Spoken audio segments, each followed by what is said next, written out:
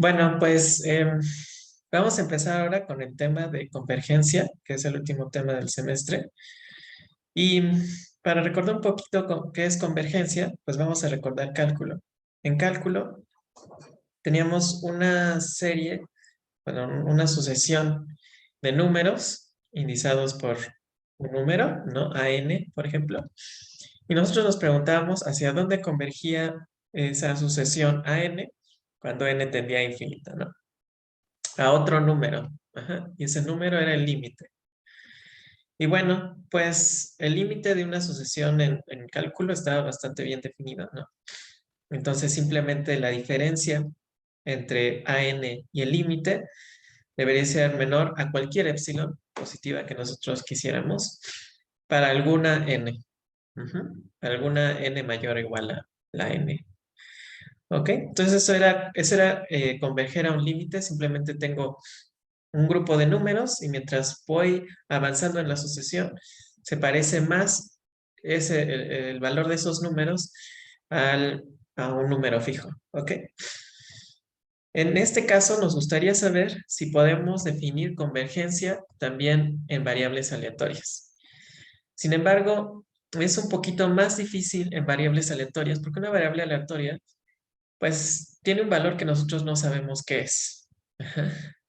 Entonces, es un poquito difícil pues saber o decidir a qué se refiere convergencia si no sabemos cuál es el valor. ¿Cómo puede haber una sucesión de números de los cuales no sé cuánto valen? ¿Cómo puede converger esa sucesión a otro número que tal vez tampoco sabemos cuánto vale, ¿no? Porque es otra variable aleatoria. Sin embargo, sería algo útil de tener porque puede ser que nosotros, que necesitemos saber algo de una variable aleatoria, pero esa variable aleatoria es difícil, puede ser difícil de analizar o de estudiar. Sin embargo, tal vez lo que sí es fácil es que estudiar las propiedades de otras variables aleatorias que forman una sucesión y que convergen, se parecen cada vez más a esa otra variable que nos interesa, ¿no? Entonces, pues justamente como es un poco ambiguo saber cómo definir esto de que se parece a algo que no sabemos cuánto vale a otra cosa, hay varias formas de convergencia en probabilidad. Ujú. Vamos a tener, o vamos a ver en este curso, en esta última parte del curso, 4 funciones de convergencia. Entonces, va a haber convergencia en la media, vamos a ver convergencia casi segura, vamos a tener convergencia en probabilidad y finalmente vamos a tener convergencia en distribución. Y estas tipos de convergencias todas tienen distintas fuerzas. Unas son convergencias más fuertes y otras más débiles. Las más fuertes son a la izquierda y las más débiles son a la derecha. Y fuerza y debilidad quieren decir que una implica otra. Entonces, estas dos son las más fuertes. Entonces, si hay convergencia en la media o convergencia casi segura, esto implica que hay convergencia en probabilidad. Y si hay convergencia en probabilidad, esto implica convergencia en distribución. Entonces, pueden ver que estas dos eh, son las más fuertes porque si hay convergencia en la media o convergencia casi segura, a fuerzas hay convergencia en probabilidad y a fuerzas hay convergencia en distribución. Esta es la más débil porque si hay convergencia en distribución, no necesariamente hay ninguna de estas convergencias. ¿Ok? Entonces vamos a empezar con la convergencia más débil, que es la convergencia en distribución. Y esta también es la más fácil de probar. Pues por eso empezamos con este tipo de convergencia. Entonces, la convergencia en distribución, se define de la siguiente forma. Convergencia en distribución. Entonces, una secuencia de variables aleatorias, x1, x2, bla, bla, así hasta infinito, converge en distribución a una variable aleatoria x, denotada por xn, converge en distribución a x, si el límite cuando n tiende a infinito de la función de distribución acumulada de la variable aleatoria xn es igual a la función de distribución acumulada de x. Para toda x. Para toda x en R. Ok, entonces esto es lo más fácil y lo más débil, porque lo único que tenemos que probar para la convergencia o lo que significa la convergencia en distribución es que vamos a tener una colección de variables aleatorias que van a ir cambiando con un índice. Y cuando este índice tiende a infinito, entonces su función de distribución acumulada se va a parecer cada vez más a la función de distribución acumulada de otra. Entonces en realidad no tiene que tener ninguna relación una variable con otra, simplemente su distribución se va pareciendo cada vez más. Entonces es lo más fácil que nosotros podemos tener. Vamos a ver un ejemplo. Un ejemplo sencillito y luego un ejemplo no tan sencillo, pero muy útil. ¿Ok? Entonces el ejemplo es, sean x1, x2, x3, de hecho no empieza en x1. Entonces x2, x3, x4 y así. Una secuencia de variables aleatorias, tales que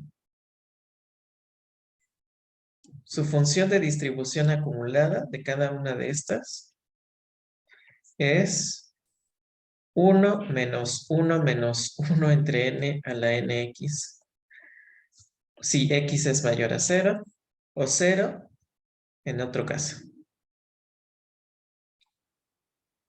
Entonces, ahora tenemos que mostrar que las xn convergen en distribución a x, donde x está distribuida exponencial con parámetro 1. Y esta es lo más fácil porque ya tiene la forma. Ok, entonces aquí está la demostración. Bueno, primero que nada, vamos a tomar el hecho de que x está distribuida exponencial. Entonces x distribuida exponencial con parámetro 1. Y recuerden que cuando teníamos una variable aleatoria que estaba distribuida exponencial con parámetro lambda, entonces teníamos que la densidad de esta variable aleatoria era simplemente lambda e a la menos lambda por la función indicadora de 0 a infinito. Esa era la densidad. Entonces, en este caso, pues la densidad de x es 1 e a la menos 1 por x por la función indicadora 0 infinito. Es su densidad. Bueno, entonces a partir de la densidad vamos a calcular su distribución acumulada. Recuerden que es simplemente la integral de menos infinito a un valor. Entonces la función de distribución acumulada es la integral de menos infinito a z de la densidad. Así, esa es la definición de función de distribución acumulada. Entonces, en este caso es la integral de menos infinito a z de e a la menos x, función indicadora de 0 a infinito. ¿Ok? Bueno, entonces, vamos a ver, esto es, como la integral va desde menos infinito, pero afuera, más abajo de 0 es 0, todo esto. Entonces, la integral de 0 a z de e a la menos x. Ok, pues esto es una integral súper fácil de hacer, ¿no?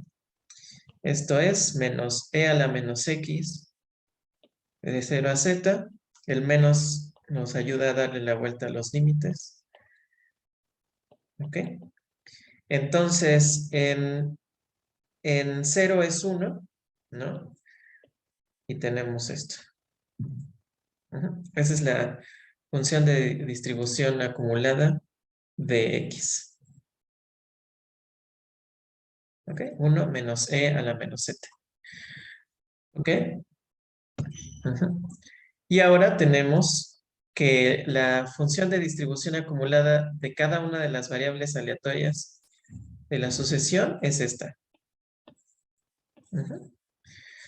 Entonces, pues tenemos dos casos, ¿no?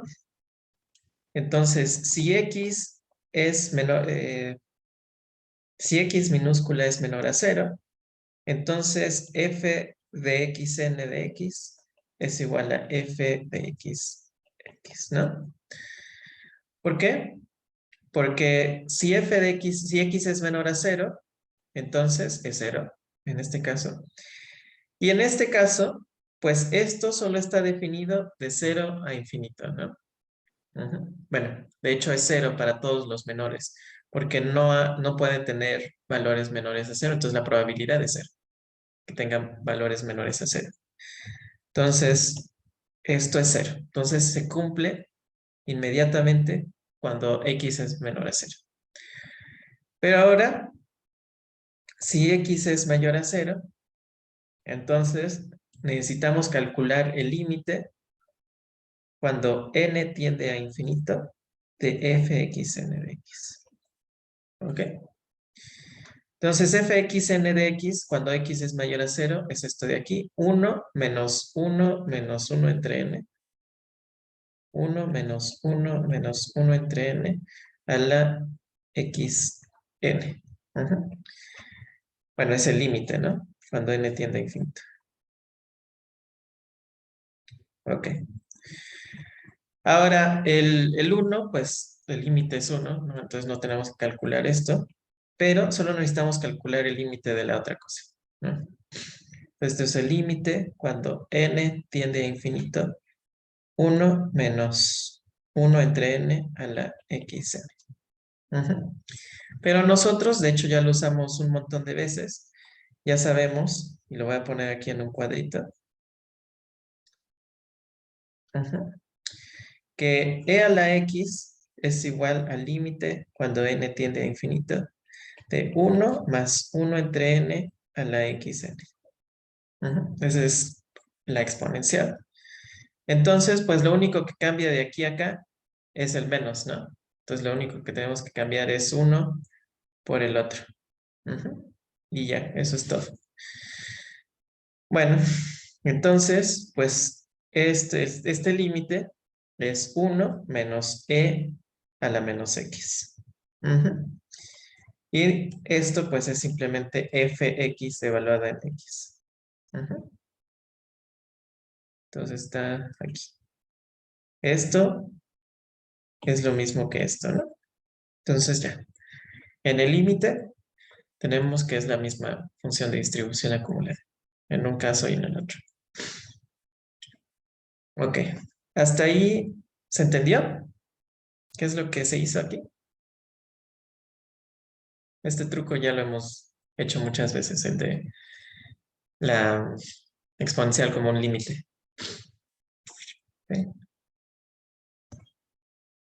Bueno, ok, y entonces ahora sí vamos a ir al segundo, digamos, ejemplo de la clase, pero que es el más útil. Y seguro uno que ustedes ya... bueno, antes de irnos a ese ejemplo, eh, fíjense en lo siguiente. Eh, dado que la integral de menos que f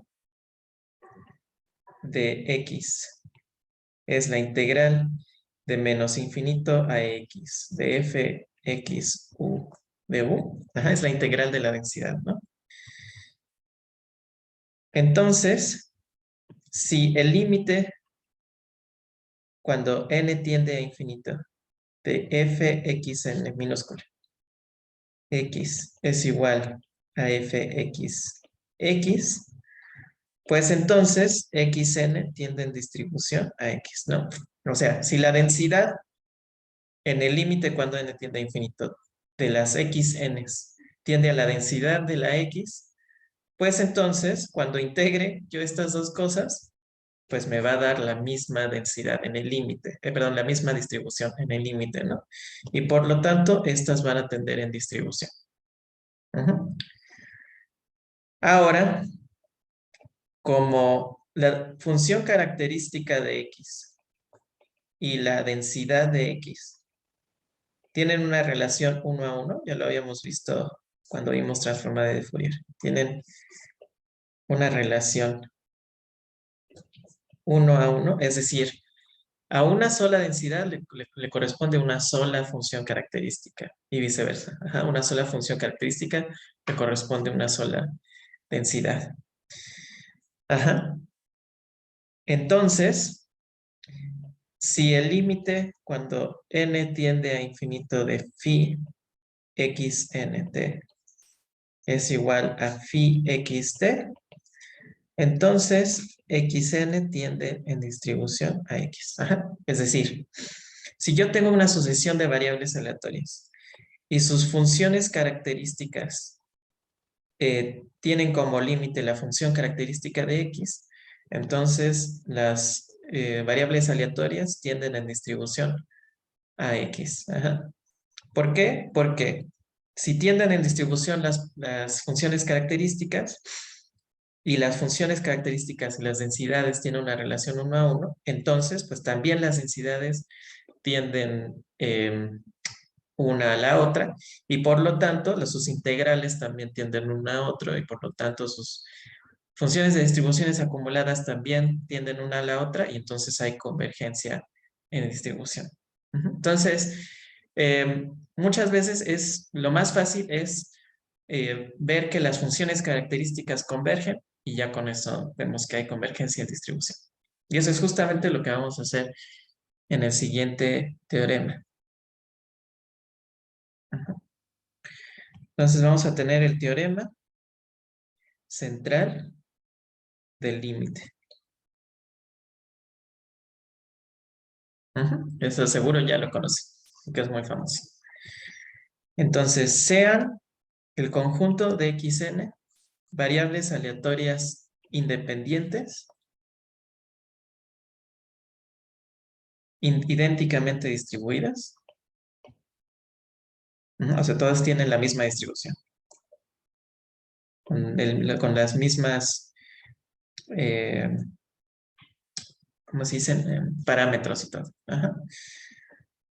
Tales que el valor esperado de las xn son iguales, es igual a mu. La varianza de todas las xn es igual a sigma cuadrada. Y estas existen, déjalo pongo, existen y son finitas. Entonces, el valor esperado de todas las xn existe y la varianza de todas las xn existe y son finitas. ¿Okay? Ahora, sea zn igual a 1 entre sigma raíz de n, suma desde i igual a 1 hasta n, xi menos mu. Y z es una variable aleatoria distribuida normal con parámetros 0 y 1. Entonces, las zn convergen en distribución a la z. Pues vamos a ver otra vez. Tengo muchas variables aleatorias que todas son iguales. Y todas son independientes. Y en particular, su media, bueno, su valor esperado y su varianza existen y son finitos para todos. Ahora voy a crear una función de variable aleatoria que es simplemente la suma de las x's menos su valor esperado y a esa suma la divido entre la desviación estándar por la raíz de n. Entonces, esa función de variables aleatorias va a converger en distribución a una em, como si sea a una variable aleatoria normal, normal estándar, ajá, con media cero y varianza 1. Ajá. Ok, entonces vamos a ver cuál es la demostración. Primero que nada, según yo en las notas se los puse, en una de las notas extra, les puse esto, que la función característica de una variable aleatoria normal es la siguiente. Entonces, si X es distribuida normal con parámetros mu y sigma, entonces su función característica es e a la i de mu menos un medio de t cuadrada sigma cuadrada. Ajá, esto les digo, esto según yo se los puse en las notas. Ahora, si z está distribuida normal con parámetros 0 y 1, pues entonces la función característica de z es, ok, mu es 0, entonces esto es 0, ¿no? 0 por t por i es 0. Entonces todo esto es 0. Y ahora sigma es 1, entonces tengo 1 al cuadrado es 1 por t cuadrado por 1 medio. Entonces esto es simplemente e a la menos 1 medio de t cuadrado. Esa es la función característica de z. Y tenemos que ver que las funciones características de las zn convergen, perdón, convergen a esta cosa, ¿no? Bueno, entonces vamos a ver cuál es el límite cuando n tiende a infinito de phi zn. Eso es lo que tenemos que ver, que converge a esta exponencial. Ujú. Bueno, esto es el límite cuando n tiende a infinito de la definición de la función característica es el valor esperado de e a la i de zn. Esto ya lo vimos antes. ¿Ok? Bueno, ahora vamos a sustituir quién es zn. La zn es esta función de aquí. Es esta suma de aquí.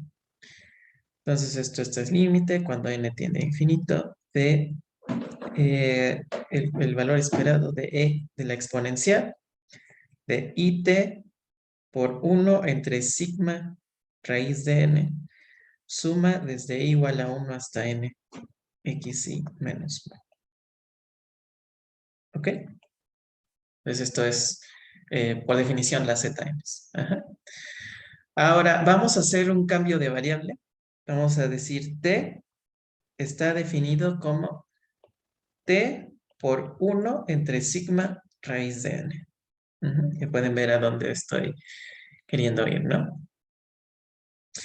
Entonces, el límite cuando n tiende a infinito, de phi zn, ahora función de t mayúscula, es el límite cuando n tiende a infinito de la exponencial por t mayúscula y t mayúscula, suma igual a 1 hasta n, xi menos 1.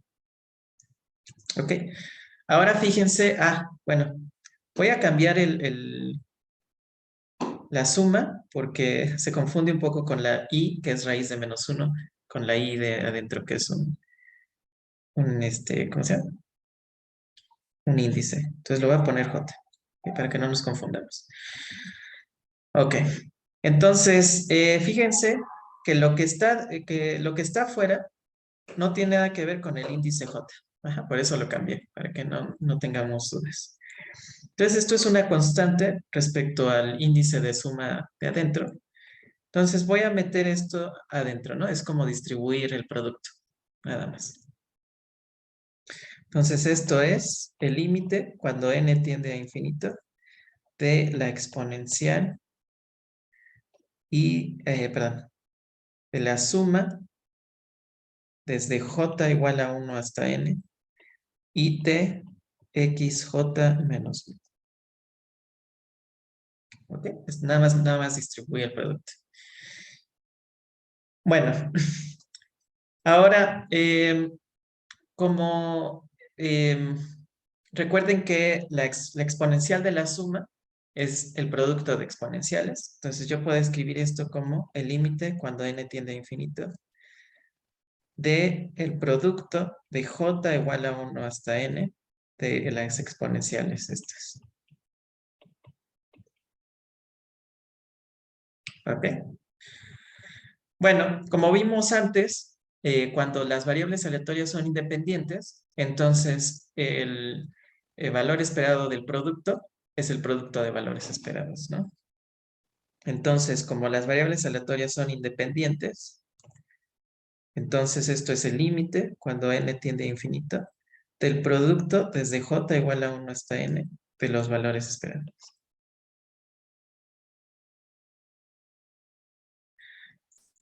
¿Ok? Pero ahora, por hipótesis, nos dijeron que todas las funciones, que todas las x, y son idénticamente distribuidas. Ajá. Entonces, todas tienen la misma función de distribución, todas tienen la misma densidad o probabilidad puntual, todas son iguales. Ajá. Todas las variables aleatorias son iguales.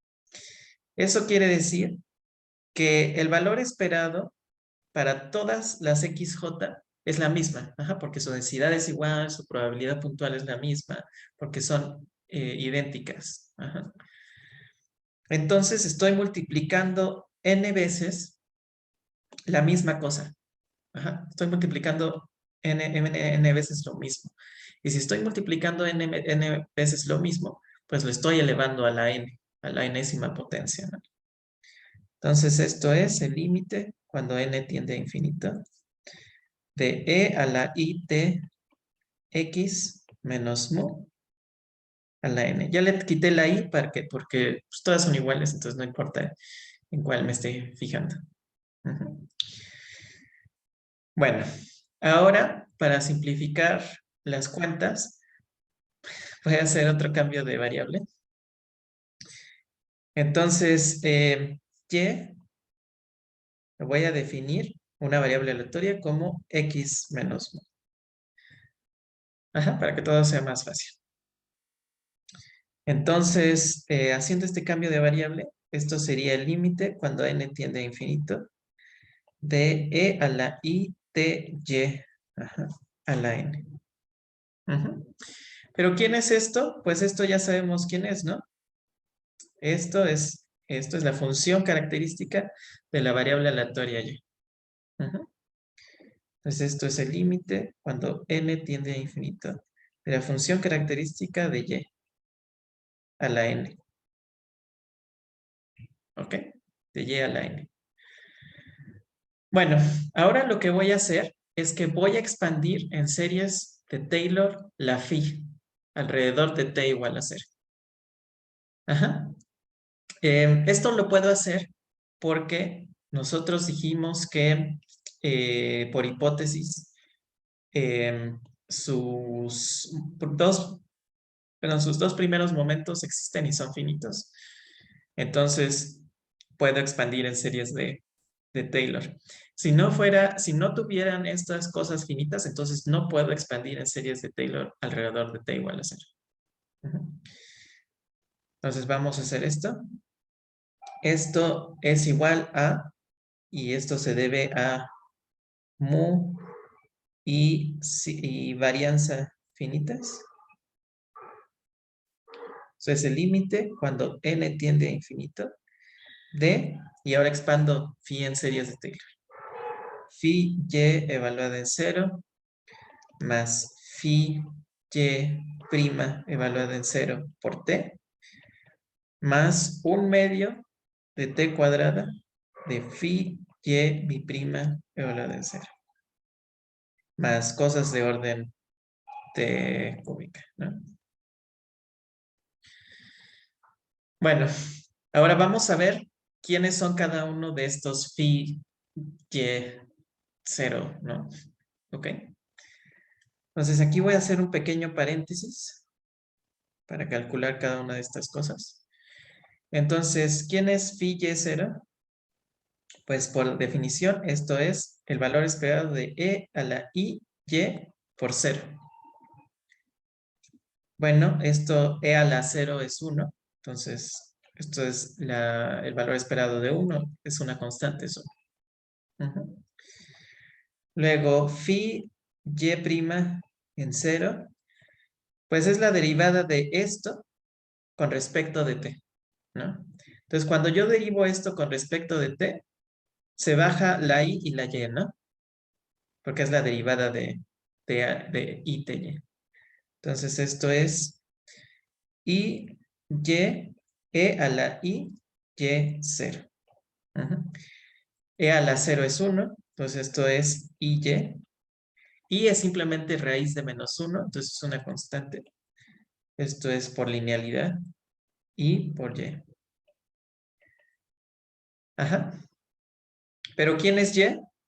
Y es x menos mu. Entonces esto es i, x menos mu. Por linealidad, ahí. Esto es i, valor esperado de x menos mu. Pero ¿quién es el valor esperado de x? De las variables aleatorias que estoy teniendo. Pues es mu. Ajá. Entonces voy a tener i por mu menos mu. Esto es 0. Ujú. Finalmente, phi y prima 0. Ujú. Esto va a ser, ¿dónde está esto? Pues la derivada de esto con respecto de t. Bueno, aquí cuando t no es 0, ¿no? Entonces, baja otra y nos va a quedar y cuadrada e a la y 0. Ajá. Entonces, e a la 0 es 1. Y por i es i cuadrada, es raíz de menos 1 al cuadrado, es menos 1. Entonces es menos y cuadrada. ¿Ok? Por linealidad, es linealidad. Esto es menos el valor esperado de y cuadrada. Ujú. ¿Quién es y? Menos y es x menos mu. ¿Y cuál es el valor? ¿Cuál es el valor esperado de x menos mu al cuadrado? Pues es la varianza, por definición. Pero arriba nos dijeron, por hipótesis, ¿quién es la varianza de las x's? Es sigma cuadrada. Ujú. Entonces esto es menos sigma cuadrada. Entonces ya tenemos todo lo que necesitamos, ¿no? Phi de y en 0 es 1, phi prima de y 0 es 0, y phi y prima en 0 es menos sigma cuadrada. Y aquí acaba nuestro paréntesis. Entonces, siguiendo con esto de aquí, el límite cuando n tiende a infinito de esto, pues sustituimos. Phi de y en 0 es 1, más phi de y prima en 0 es 0. Entonces, es 0, no lo pongo. Luego, más un medio de t cuadrada. Ujú. Por phi y pi prima. Esto es igual a menos sigma cuadrada, ¿no? Ajá. Y como estoy tomando en el límite cuando n tiende a infinito, entonces, esto era la n, ¿no? Se me olvida. Ajá. Me voy a olvidar de los órdenes de t cúbica. Ajá. Entonces, es esto. ¿Qué va a ser esto? Entonces, esto es el límite cuando n tiende a infinito. 1 menos sigma cuadrada sobre 2 por t. A la n. Ok. Y ahora lo único que tenemos que hacer es sustituir quién es t mayúscula. T mayúscula estaba definido como t minúscula entre sigma raíz de n. Entonces aquí tengo una t. Entonces esto es el límite cuando n tiende a infinito. 1 menos sigma cuadrada entre 2. ¿Y era qué? T entre sigma raíz de n. Pero tengo una t cuadrada, perdón. Aquí es t de cuadrada, aquí me faltó el cuadrado. Okay. Entonces es t cuadrada entre sigma cuadrada n a la n. Okay. Entonces este es límite cuando n tiende a infinito de 1 menos, y ahora la sigma cuadrada se va con la sigma cuadrada. Entonces me queda t cuadrada entre 2n a la n. Y ahora aquí aplicamos lo mismo que aplicamos en el ejercicio anterior, ¿no? Entonces, cuando n tiende a infinito, esto es la exponencial, pero evaluada, en lugar de tener aquí una x, ¿a quién tenemos? Tenemos a t cuadrada sobre 2. Entonces, en el límite, cuando n tiende a infinito, esto es e a la menos t cuadrada sobre 2. Y esto es phi de z. Entonces ya quedó demostrado.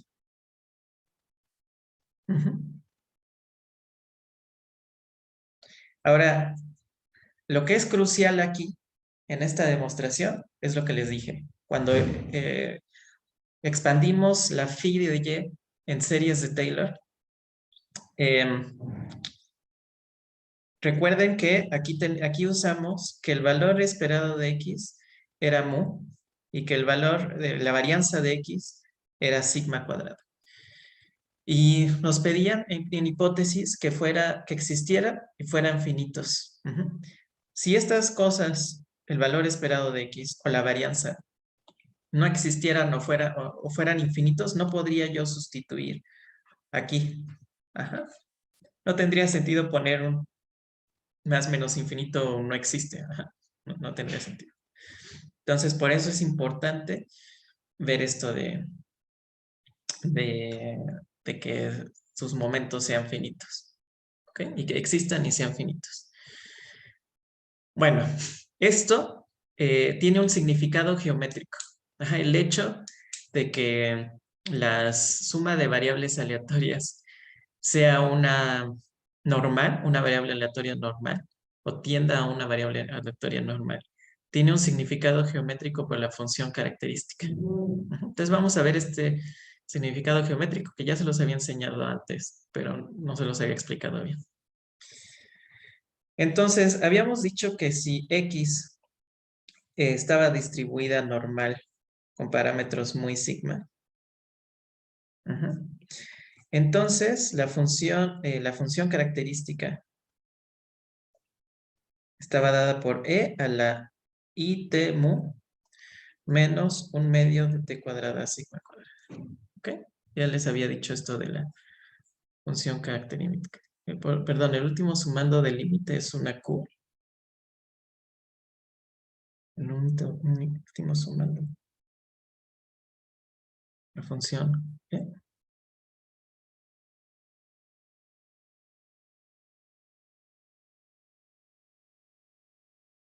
¿En dónde? No veo ninguna q. ¿En qué parte, Jessica?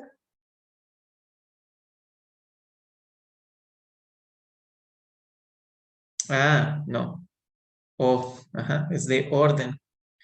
Es la notación de O grande. Ajá, es una O. ¿No la han visto? Es una O manuscrita, mayúscula. Ujú. Bueno, tienen que verlo si no lo han visto, porque es importante. Todos lados va a salir. Simplemente quiere decir que como T es muy chiquita, entonces todo lo que sigue, T es casi cero, ¿no? Entonces todo lo que sigue es casi, se comporta como T al cubo o cosas más chiquitas que T al cubo. Es todo lo que quiere decir. Bueno, entonces, esa fue la onda. Ah, sí. Entonces, si tengo una variable aleatoria normal con estos parámetros, entonces su función característica es esta. Pero vamos a ver geométricamente qué quiere decir esto. Bueno, entonces vamos a descomponer esto, porque esto es una suma, es una exponencial de la suma, esto es producto de exponenciales. Entonces, esto es e a la i temu, e a la menos un medio de t cuadrada sigma cuadrada. ¿Ok? Y puedo escribir esto como e a la menos 1/2 de sigma cuadrada a la t cuadrada por e a la i t mo. Pero fíjense que yo puedo escribir esto como r, un número real, e a la i t, e a la i zeta.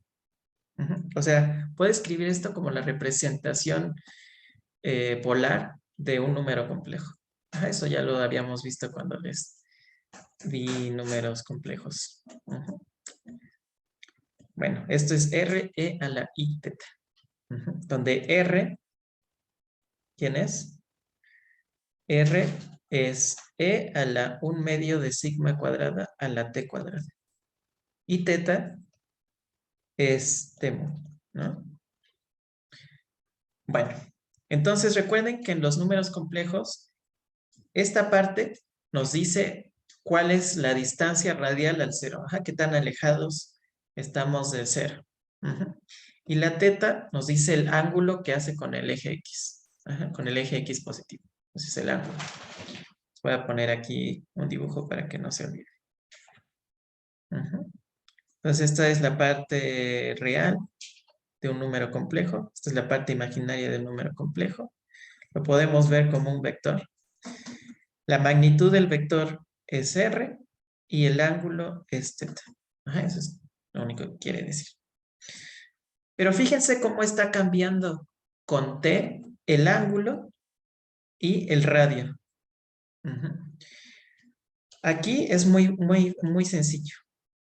Cuando t crece, entonces teta crece y, digamos, crece de acuerdo a mu, ¿no? Si mu es chiquita, crece lento. Si mu es grande, crece rápido, ¿no? Pero en realidad, teta crece con t. Entonces, la función característica tiene que hacer una forma en el plano complejo que vaya rotando hacia la izquierda cuando t crece o vaya rotando hacia la derecha cuando t crece, cuando t decrece. Ok, entonces la figura rota. Y ahora fíjense que esta cosa de aquí, esto es menor o igual a 1. ¿Por qué? Porque si sigma es 0, entonces e a la 0 es 1. Pero si sigma es diferente de 0, entonces esto es una exponencial. Aquí me falta un menos. Esto es una exponencial decreciente. Entonces va a ir siempre bajando. Como sigma está al cuadrado, no importa si es positiva o negativa, siempre va a decrecer. Va a ser una exponencial decreciente. Entonces, esta es una exponencial decreciente cuyo máximo es 1 y de ahí va a decrecer siempre. Entonces, esto es algo menor o igual a 1. Y ese menor o igual a 1 lo estoy elevando a la t cuadrada. Entonces, cuando t es 0, entonces toda la 0 es 1. Entonces, igual va a estar acotado por 0. Y cuando t no es 0, cuando t crece, voy a tener un número menor a 1 que está elevándose. Cuando un número es chiquito y lo elevo al cuadrado, se hace todavía más chiquito. Entonces, aquí r va a estar decreciendo con t. Entonces, tengo una figura geométrica que está rotando a la izquierda y a la vez está haciendo más chiquita. Entonces, rotando y haciéndose más chiquita, pues es una espiral. Entonces, la función característica de las variables aleatorias normales son solamente una espiral. Aquí tienen la imagen. Esta es la función característica de x. Y a la it mu menos sigma, 1/2 de sigma cuadrada. T cuadrada. Es esta. Se ve así un poco rarita porque son dos espirales, una que va creciendo a la izquierda y una que va creciendo a la derecha. Pero si se fijan, va bajando en radio y va rotando hacia uno de los lados. Entonces solamente una espiral. Entonces, fíjense que el teorema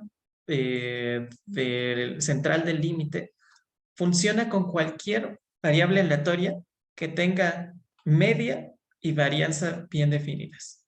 Con cualquiera. Ajá, no importa lo fea que sea. Vamos a poner un ejemplo.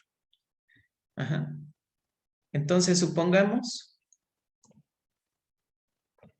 que las xy son tales que vamos a tener vamos a suponer una variable aleatoria que no es ni discreta ni continua para que sea súper fea. Entonces, su probabilidad puntual va a ser 1/8 si x está en este conjunto. Pero va a tener densidad de probabilidad igual a 1 menos x por la función indicadora 0,1x. Entonces es una variable aleatoria súper fea porque para números negativos es discreta y para números positivos es continua. Sin embargo, ustedes pueden hacer las cuentas y van a ver que mu y sigma cuadrada existen y son finitas. Entonces,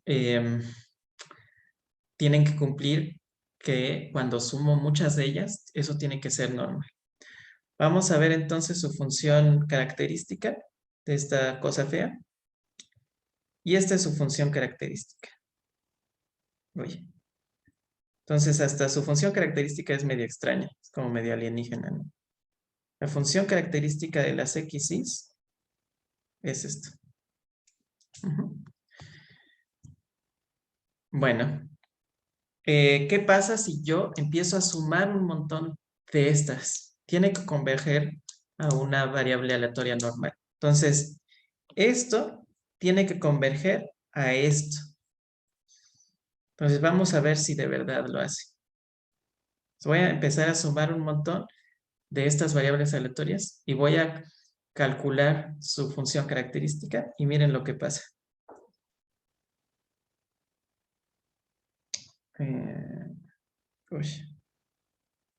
Bueno, vamos a seguir que siga la animación. Entonces aquí tengo una, bueno, ahí tengo una sola y voy sumando y ven cómo se va haciendo la espiral que tenemos arriba. Entonces, sí funciona. Que esta forma fea se empieza a volver esta forma de arriba. Bonita. Mientras voy sumando más y más. Lo voy a poner así para que lo vean más fácil. Como una tiende a la otra. Ahora, ¿por qué funciona esto? Les digo que esto es algo meramente geométrico. No hay otra razón. Es pura geometría. Fíjense en lo siguiente. Vamos a tomar la función característica de las xy evaluadas en una t igual a. Entonces, phi de xy a. Ok, entonces, esto es un número complejo. Esto es un número complejo. ¿Por qué? Porque esto es simplemente el valor esperado de e a la i tx. Entonces, e a la i tx es una función compleja de t. La evaluamos en t igual a, que es un número. Eso me da un número complejo. Y su valor esperado me da un número complejo también. Ok, entonces no hay nada mágico ahí. Como phi xy en a es un número complejo, entonces lo puedo escribir en forma radial. Lo puedo escribir como phi xy a igual a r e a la i teta. Donde r y teta son reales. El radio y el ángulo. Ahora habíamos probado antes que la función característica está acotada por 1. Por la desigualdad del triángulo habíamos visto que el módulo de fxy a es menor o igual a 1. Recuerden que el módulo no es nada más que el radio en coordenadas polares. Entonces, esto quiere decir que esta r mayúscula es menor o igual a 1. Cuando yo sumo muchas variables aleatorias, pues entonces la función característica de la suma de variables aleatorias independientes idénticamente distribuidas, si yo la vuelvo a evaluar en A, pues es simplemente, ya lo habíamos visto, suma de variables aleatorias independientes es simplemente la función característica elevada a la n. Entonces esto es la fxi evaluada en A, pero a la n. Esto ya lo habíamos visto. Pero ¿quién es phi x i a? Es r e a la i teta, para una r y una teta. Entonces esto es r e a la i teta a la n. Y bueno, pues esto es r a la n por e a la i teta n. Pero fíjense que esto hace exactamente lo mismo que dijimos que tenía que hacer la función característica de la normal, porque r es un número menor o igual a 1, que lo estoy elevando a la n. Entonces, r a la n decrece con n, porque recuerden que un número menor a 1 elevado a la n se va haciendo cada vez más chiquito. Entonces, r a la n decrece con n. Y aquí el ángulo aumenta con n, ¿no? Y teta aumenta con n.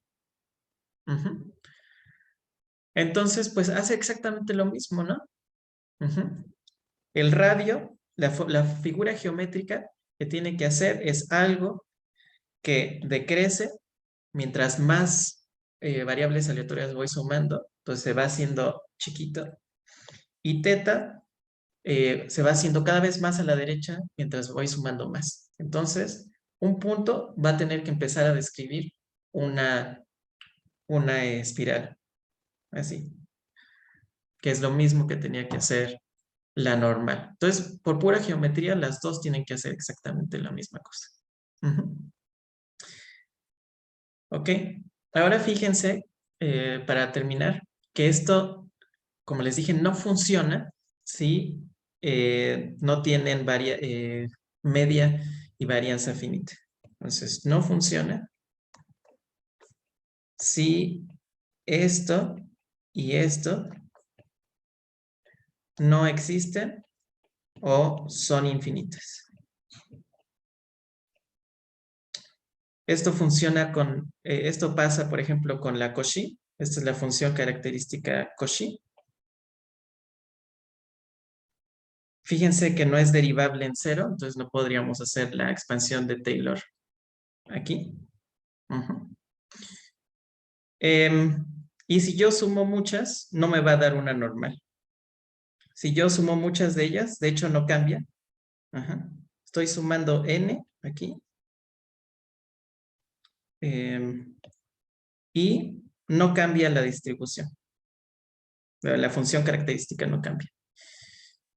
Entonces, en este caso, como no se cumplen las propiedades del teorema, no tiende a una normal, pero lo que podemos ver aquí es que la suma de variables Cauchy es Cauchy. Entonces, la distribución Cauchy es un poco extraña porque no tiende a la normal, sino tiende a ella misma, cuando suma uno muchas. Esto no creo que lo vayan a ver en la licenciatura, pero esto se le llama una distribución estable. Aquellas que cuando sumas muchas de la misma sigue teniendo la misma distribución. Es una distribución estable. Cauchy es estable y pues es obvio que la normal también es estable. Bueno, eso es todo. ¿Tienen alguna duda?